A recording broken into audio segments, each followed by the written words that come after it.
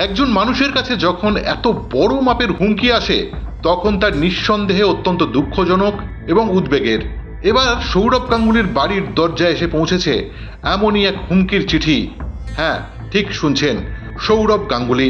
চিঠিটির ভাষা এবং বক্তব্য এতটাই আক্রমণাত্মক যে মনে হবে কোনো স্বঘোষিত ঈশ্বর নিজেই সেই চিঠি লিখেছেন। আর আশ্চর্যের বিষয়, চিঠিতে প্রেরক নিজেকে গড বা ঈশ্বর বলেই লিখেছেন। তা কোন সে স্বঘোষিত ঈশ্বর? অবশ্যই পুলিশ খুঁজে বার করবেন সেই স্বঘোষিত ঈশ্বরকে। চিঠিতে মূলত সৌরভকে একজন অতিরিক্ত আত্মবিশ্বাসী মানুষ হিসেবে তুলে ধরে তাকে শিক্ষা দেওয়ার কথা বলা হয়েছে। এমনকি তার জীবনহানির হুমকিও দেওয়া হয়েছে।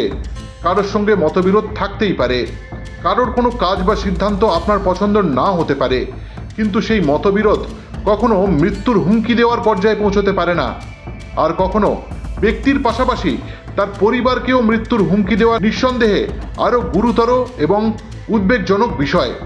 সৌরভ গঙ্গোপাধ্যায়ের পাশাপাশি তার স্ত্রী ডোনা গাঙ্গুলিও কিনা হুমকির শিকার।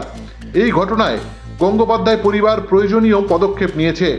সৌরভ গঙ্গোপাধ্যায়ের পক্ষ থেকে ইতিমধ্যেই পুলিশের কাছে অভিযোগ দায়ের করা হয়েছে।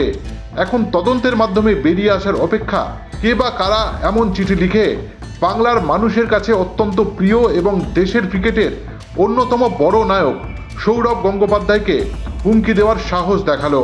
পুলিশ তদন্তেই সেই উত্তর মিলবে। Extra time.